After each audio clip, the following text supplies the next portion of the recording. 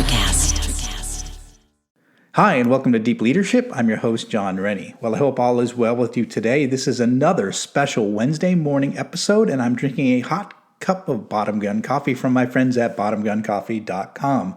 I have another great show lined up for you, but before we get started, I just wanted to mention my latest leadership book. It's called You Have the Watch, and it's available on my website and on Amazon. In fact, it's a #1 new release and bestseller on Amazon. I'm really excited about this new book because it's not actually a book. It's a guided journal for leaders that will take you through an entire year of leadership training. There are 50 themes in the book, and each day you'll reflect on a different facet of that theme. This journal is designed to be on your desk at work for you to read and reflect on for about 15 minutes each morning. Leadership skills are like any other skills. You need to practice them to get better at them, and this journal helps you practice those skills. If you're interested in this guided journal, go to youhavethewatch.com or Amazon to pick up your copy today. Now, if you're looking for other ways to support what I do on this show, purchase any one of my books at johnsrennie.com, and podcast listeners can use the discount code DEEP at checkout to get additional savings. Also, I just wanted to mention that Deep Leadership is now ranked in the top 2.5% most popular shows out of 2.9 million podcasts globally, according to ListenScore. I wanted to thank each of you for listening in every week and sharing these episodes with your friends. You have helped this podcast grow into a top-performing show, so thank you very much. Well, that is it. Today we're going to be talking to a man who is taking a unique approach to teaching leadership concepts. His name is Neil Jurd. He's a former British Army officer who has developed an app called Leader Connect. This app allows leaders to both learn and connect with other leaders. He also creates amazing videos teaching fundamentals of leadership, and this was a fun discussion with someone who really shares my mission of building a world with better bosses, and I know you're going to enjoy this conversation. So, are you ready to dive in? Let's get started.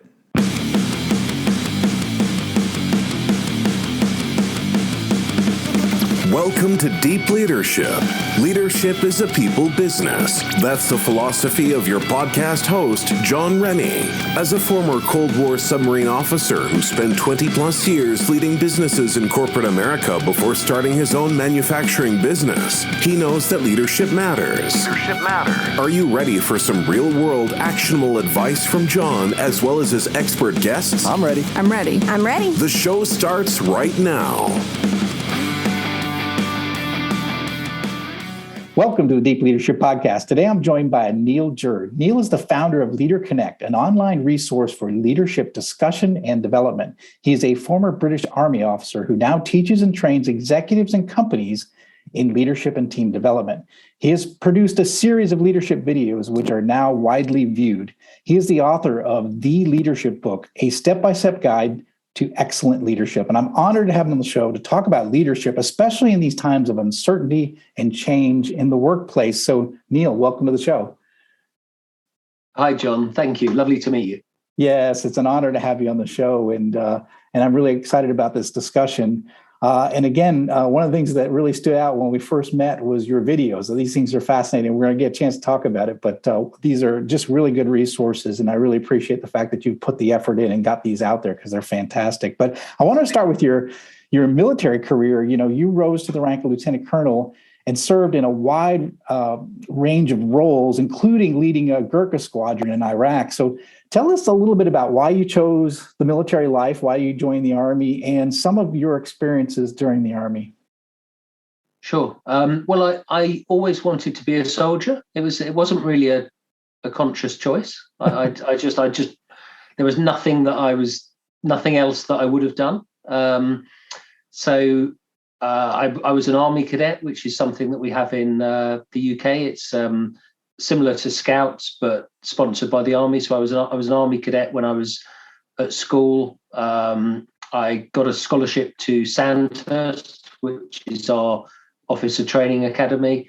So that was my route into the Army. And then in the Army, I was actually a logistics specialist. I was a logistics officer, but I did a whole range of different things. Some you've mentioned. I also led a counter-terrorist training team in Yemen. As you said, I led a Gurkha squadron in Iraq. I was in Sierra Leone during the latter stages of the civil war. So I went all over the place. I also had a great year in Belize, which was fantastic. So I had some great tours and some more challenging ones. So all in all, you spent something like 26 years in the military. Is that right? Yeah, regular and reserve. I think my regular service was 17 years. Wow. Then I became a reservist after that, and I still have a role actually as the director of officer training for the Army Cadet Force for adult volunteers. Fantastic.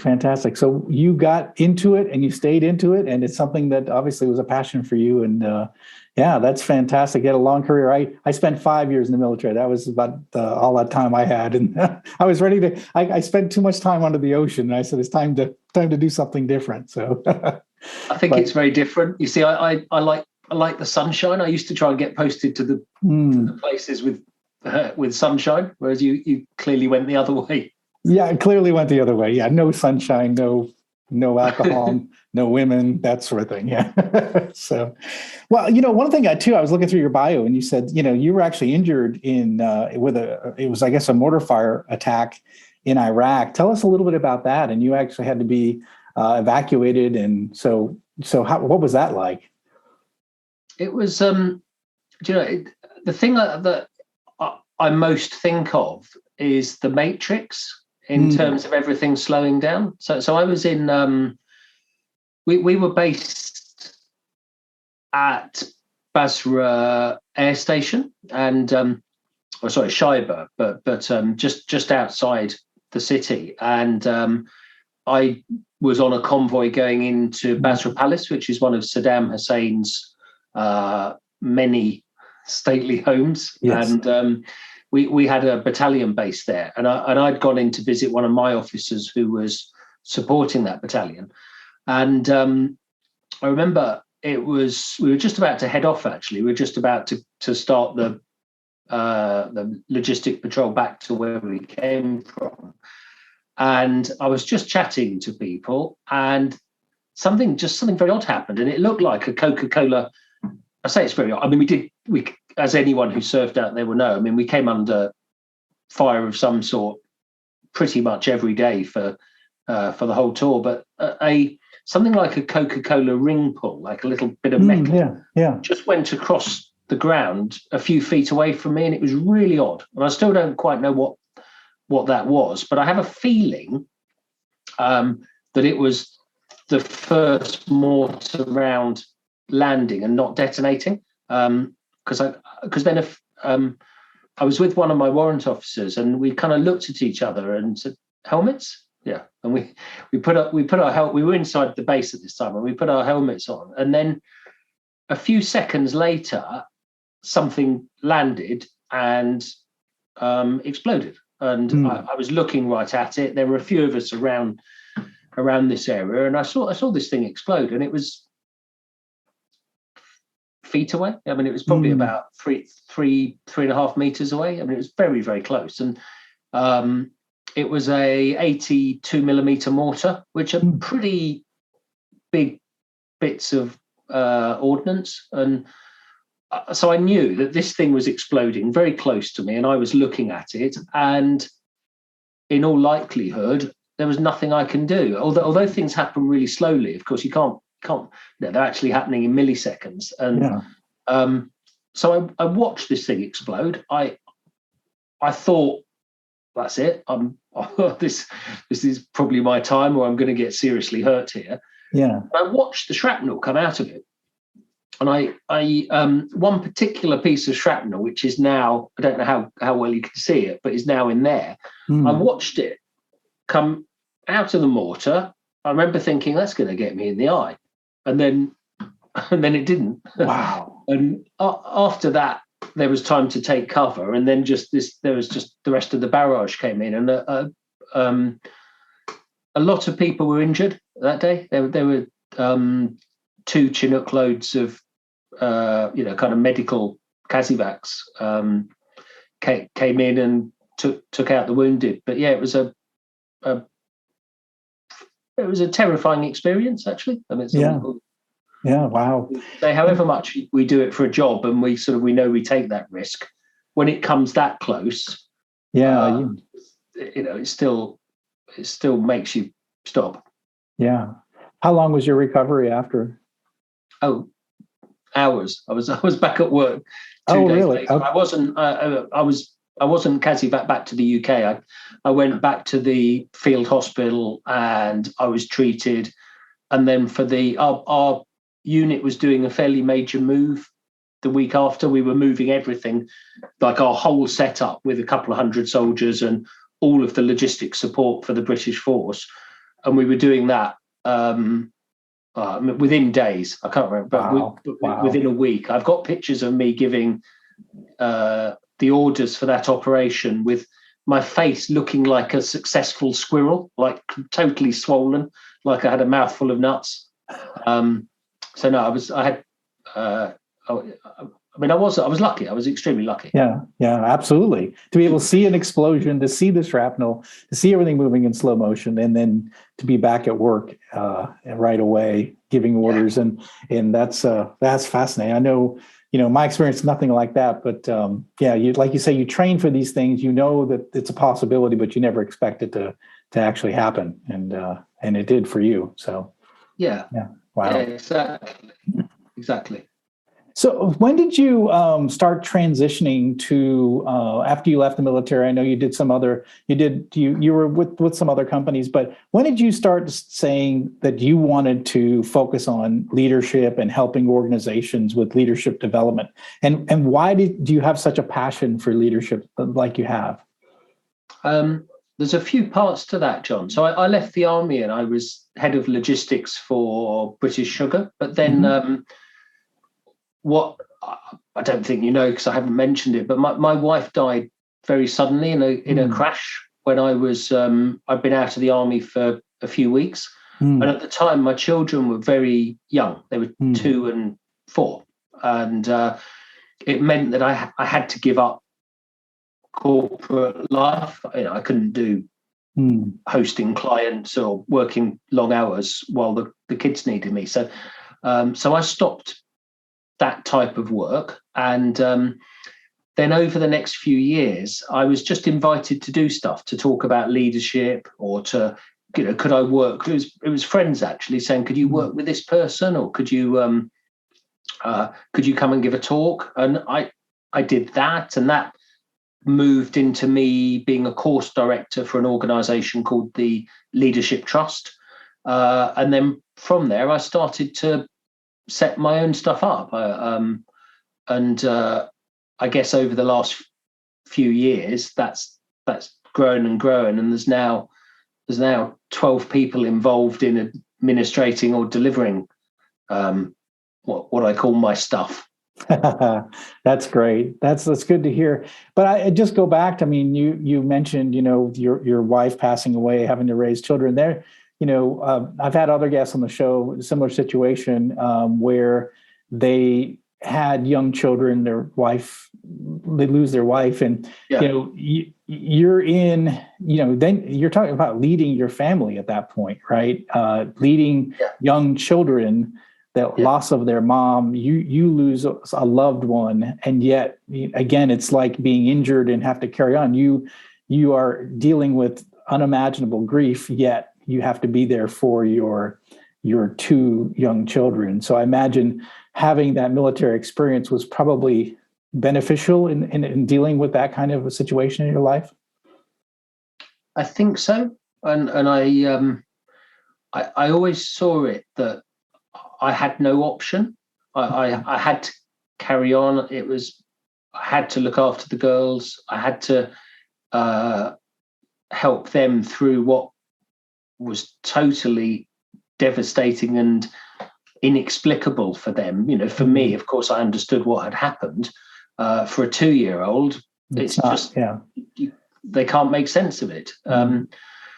I think that I managed to find, or I understood the importance of purpose, and I set up a charity in memory of Michelle, my wife. And that gave me some kind of intellectual challenge outside of single parenting. Single parenting as you'll realize, it's just incredibly tough. It's incredibly hard. You suddenly find you're making every decision on your own. And I didn't find it easy.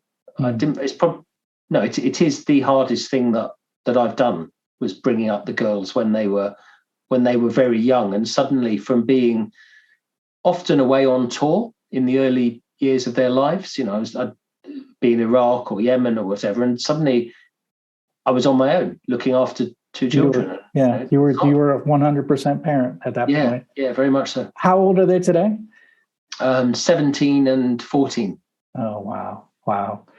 So that's powerful. And again, I think that's leadership right there. You have to lead, even, and I think so we find ourselves in leadership positions where emotionally we're struggling with something, yet we still have to carry on and we still have to move forward. And you had to be there for your children, despite your the emotions you're going through, you still had to be there for your children. I think leadership is that way too. Sometimes we're hurt physically or emotionally, and we still have to sort of raise the flag, smile, and move forward. And it's hard to do sometimes. And that's the leadership journey. Is sometimes it's a lot of stress, a lot of pressure. You're the one person in charge, and so that's.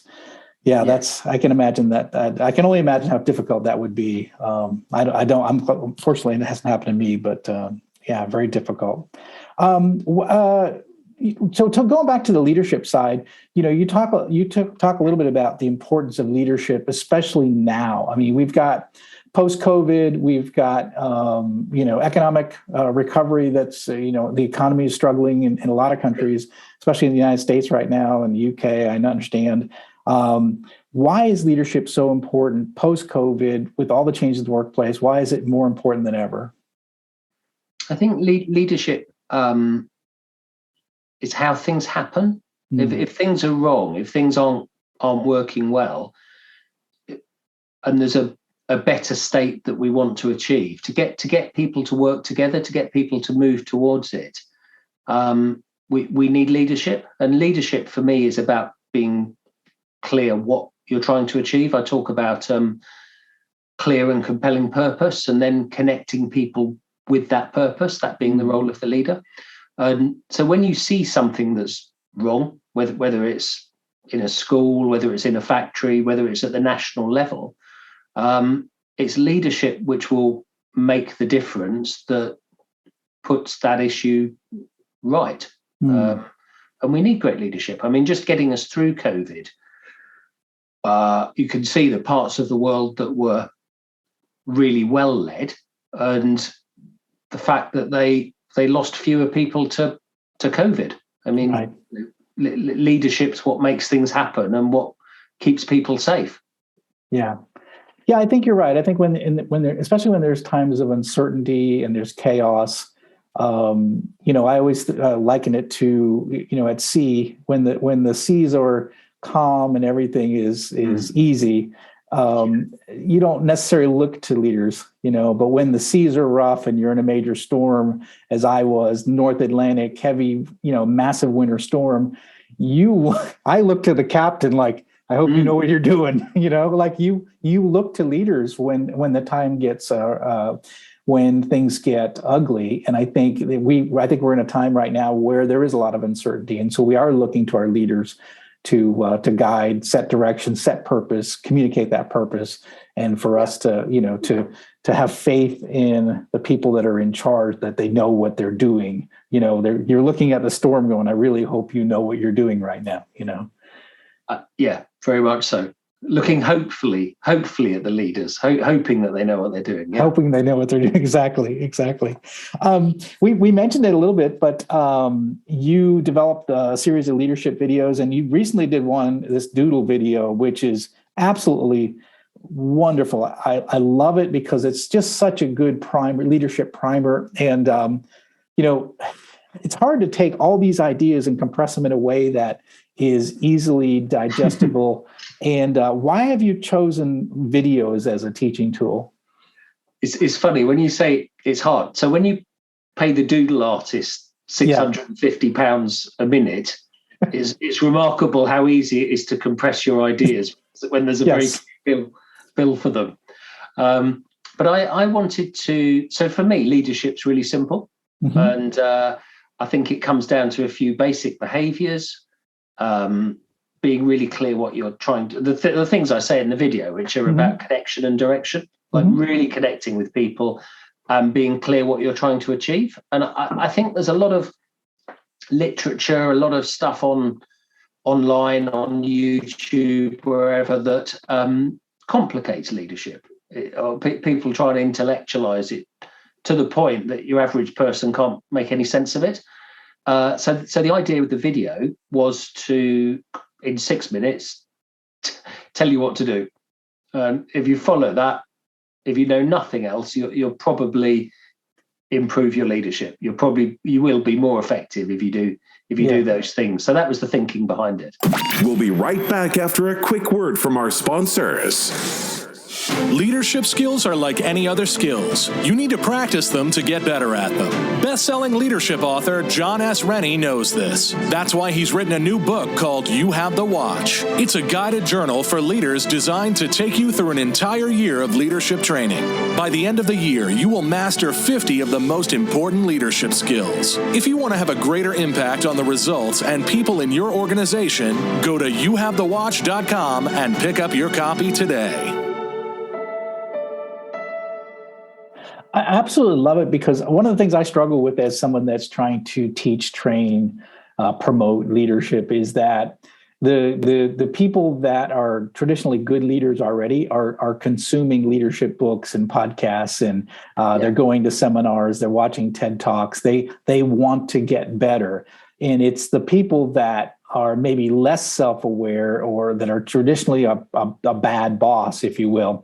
They're not taking the time to consume leadership content, but the video itself could sneak into their whatever, on their social media page or something, and then they start, out of curiosity, you sort of watch it to see where it's going. The way, especially the way that doodle video is set, you want to know where it's headed, because there's sort of like a flow to it, and so you may just capture those people that are traditionally not looking for leadership literature, and all of a sudden they just got themselves a leadership lesson. And that's the thing I like about it, is you might capture those people that are traditionally staying away from the kind of things that we're trying to do as leadership educators. It's leadership by stealth, and a lot of leaders, a lot of people in senior positions, think that they should already know it all, and that there'd be some sort of an admission of weakness in learning more, in doing leadership training. And I've found, and I don't know whether it's the same in the States, but most people in leadership positions have had no leadership training, and in quite senior positions. So the error just gets compounded more and more as they become more senior, without really having any leadership foundations to base it on. So if I can get these ideas in front of people without them noticing, well, that would be great. Yeah, that's what I think is happening, and that's why I like the idea. You say something in the one video that I really like. You say leadership is about passion and purpose, not privilege and position. Yeah, that's strange from a military guy, right? Isn't it all about your rank that's important? Isn't that what leadership is? But I don't think you believe that either. No, I do not.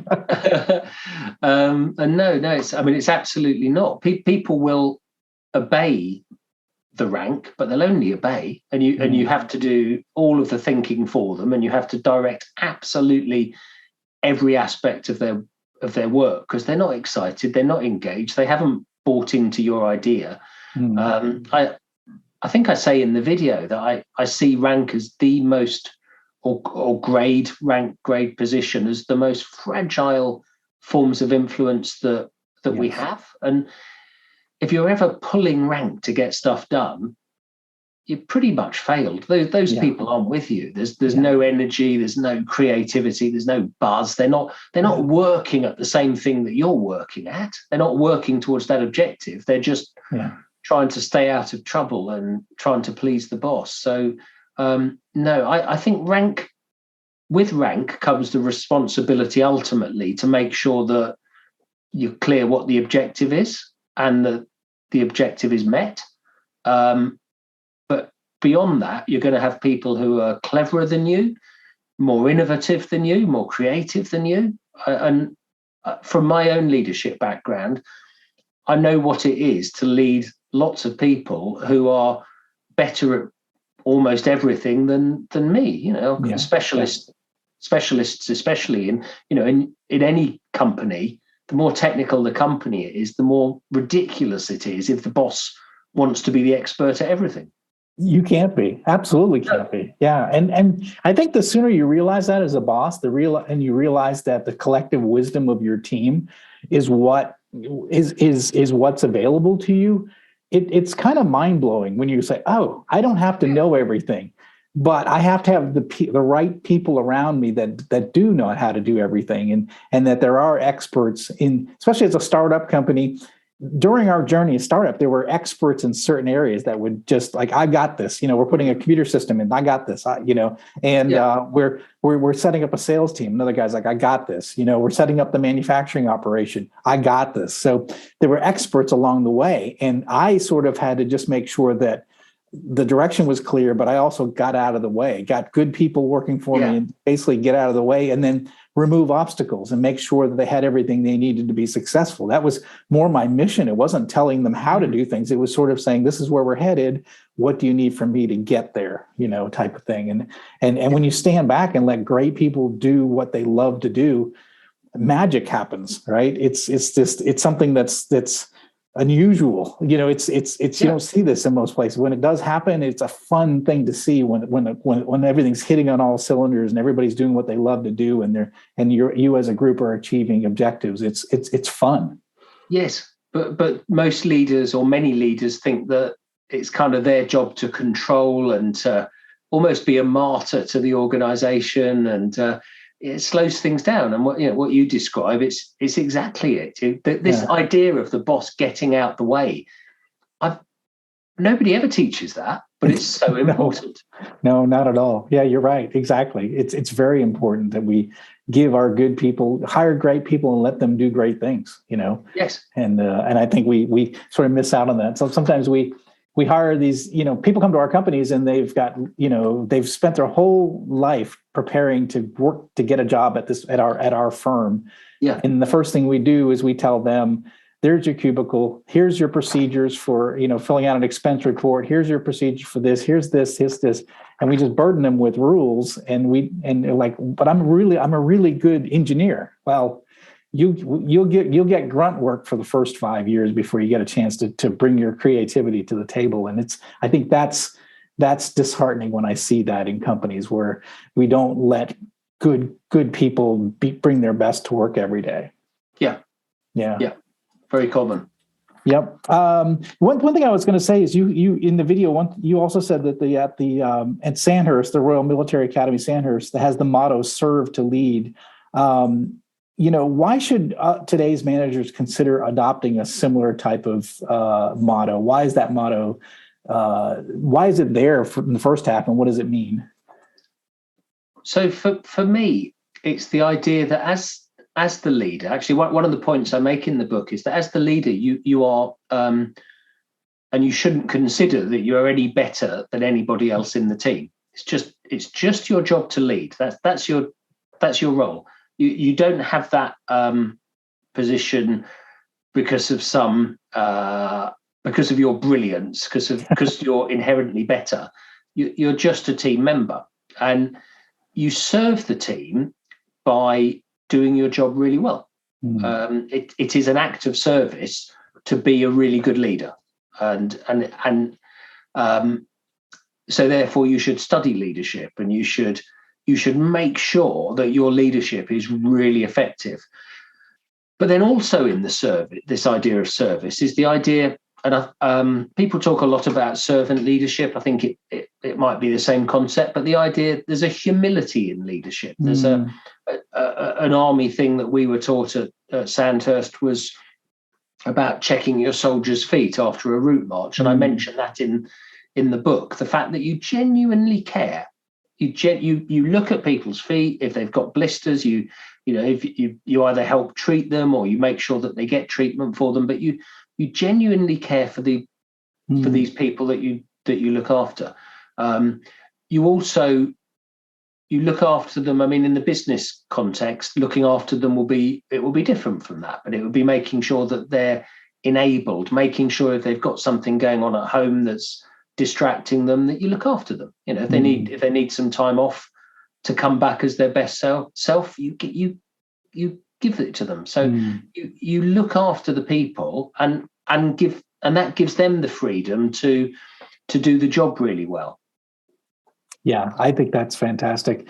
Yeah, I agree with you. And even, you know, I know when I'm out on the shop floor and I'm looking at people, I'll notice, you know, are they wearing their safety glasses? And it's not because I want them to follow the rules. I do it because I care for them, and I don't want them to get hurt while they're out in the shop. You know, I'm looking to see if they've got their steel-toed shoes. I'm making sure that if they're on the forklift, they've got their seatbelt on. So it's about, but when they see me do it because they know me, they know I do it because I care and I don't want to see them hurt. And I actually tell them that. You know, I'll say, hey, you should wear your seatbelt when you're doing that, because if this forklift goes over, you don't want to get crushed. And that's the whole point of wearing. Oh, thanks, I forgot about it. You know, I don't want to see you get hurt. I actually say that. I don't want to see you get hurt.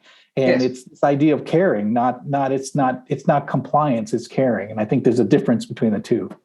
Yeah, very much so. And I also have this problem. I mentioned privilege elsewhere. I think that you know, it's in the video, but the idea of this kind of divine right to lead. And I found the people who think they have a divine right to lead often make the absolute worst leaders, because they're not serving. They don't see it as service at all. They think that everyone's there to serve them because of their privilege, because of their background.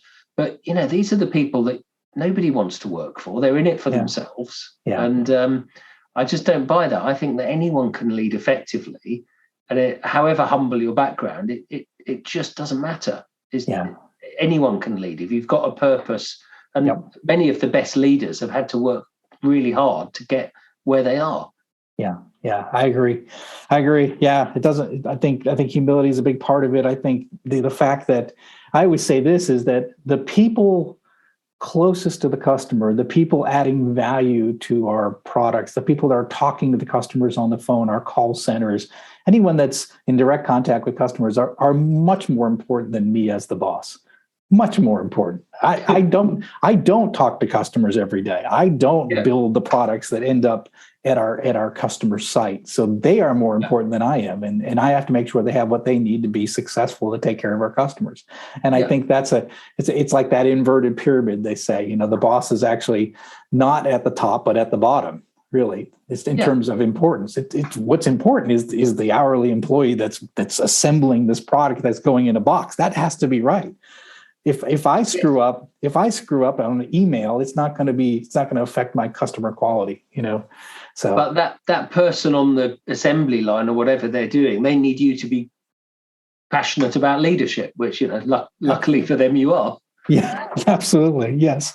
So your book is actually called The Leadership Book, which I love the title of, and the subtitle is A Step-by-Step Guide to Excellent Leadership. But when you wrote it, what was the purpose behind actually writing the book and getting it all in writing? What was your hopes for the book when you first wrote it?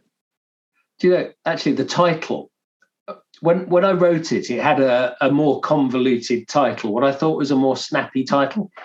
And obviously it was for sale on, the first outlet was through Amazon, but through a friend of mine who was a seller on Amazon. And he said, Neil, change the title. So why? He said, well, if people want a book about leadership, what are they going to type into Google?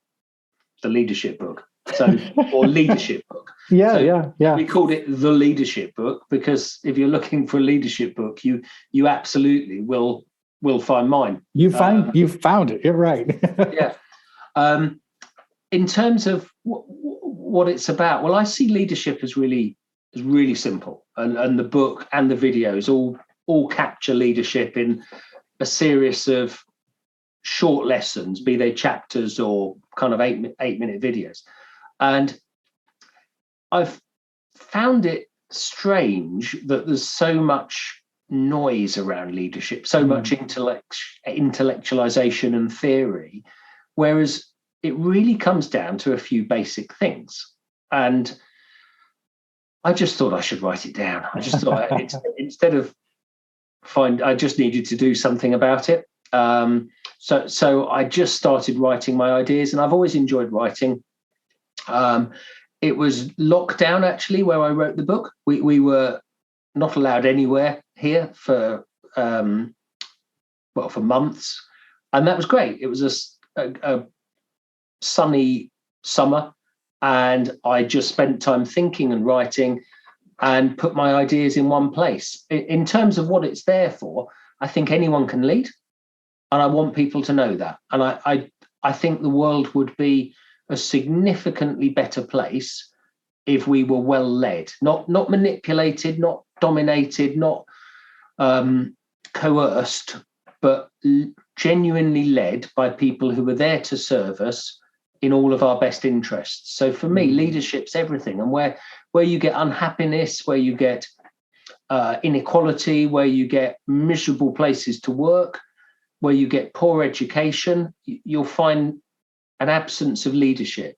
Yeah. So by getting these simple ideas out there, I'm hoping that there's a ripple effect where people's lives will be made better because they read the book or they follow the videos and they just make these changes. I love it. I think that's great, and it's a great passion project of yours. I can tell, and the results is people read it and they understand it. I think you're right. We do need better leadership. We lack it in a lot of places. I see it. I know it's frustrating to be someone that loves leadership and loves good leadership. When you see bad leadership especially in a public level, big companies or governments, and you're just like, how can a population this big put a person like that in charge? And it's hard to deal with when you're, not to get political, but how do they not know? Right. Exactly. We end up led by people who've been advised by focus groups and who've been right. Who've got lots of interest in, lots of investment in them, lots of think tanks, but they've had almost no leadership training. Again, very few senior politicians have actually had leadership training. They're trained in everything apart from the absolute core of what they're there to do for us, which is lead. Lead, communicate, tell us direction. What's your vision? What's the hope? I just think it's painfully missing in a lot of cases. So, So this has been fascinating. I really appreciate you coming on the show and sharing all this. I want to encourage people to find the videos. They're fun to watch. I think they're really great and they really condense difficult leadership lessons in like one easy place and easy to understand. I think they're really well done. And the leadership book, fantastic. I didn't get a chance to dive in too deep about it, but there's a lot of great stuff in the book that I do encourage people to look for. It's called The Leadership Book, a step-by-step guide to excellent leadership. Neil, how can people find out more about your books, your videos, your website? I think the easiest way actually is to find our app, which you can now get to through Apple. Is it Apple Store and Google Play, or the other way around? But you can get to the two main platforms. It's the Leader Connect app. We've only launched that a week ago. Also, leaderconnect.co.uk is our main site. We've got a podcast, nothing like yours, John, but we've got a podcast. We get some interesting people on there. Again, it's Leader Connect. It's on all the main platforms. And the book, I know you can get it through Amazon in the States. You can, I found it. You did you? Yeah. So any of those, and obviously, I think if you type in my name, it will lead you to most of that stuff. And we've got a YouTube as well, which is where the doodle video that you like is on. Okay, very good. We'll put links to that in the show notes. And for those of you following me on social media, I'll probably retweet that video a few more times. I love it. And it's such a great video. And we'll put links to all these resources in the show notes. So Neil, thank you for coming on the show. Thank you for having a passion towards leadership and doing your best to get the word out in very creative ways like these videos and your book. So thank you for doing what you do. John, thank you. And thank you so much for having me on the show. I've loved this. It's been I've kind of wanted to meet you for a while. So it's been great, actually. Thank you. Same here. I really enjoyed the discussion and look forward to continue to talk leadership with you in the future. Brilliant. Cheers, John. Bye. Bye-bye. Well, that's it for today. Thank you for listening to Deep Leadership. If you like this podcast, please subscribe and share so we can continue to build a world with better bosses. Until next time, this is John Rennie saying take care and lead well.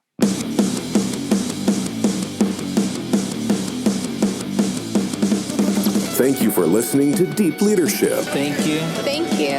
Thank you, thank you, thank you for all you do. We hope you enjoyed today's episode. For more information and updates, please visit our website at www.deepleadershippodcast.com or johnsrennie.com. Until next time, take care.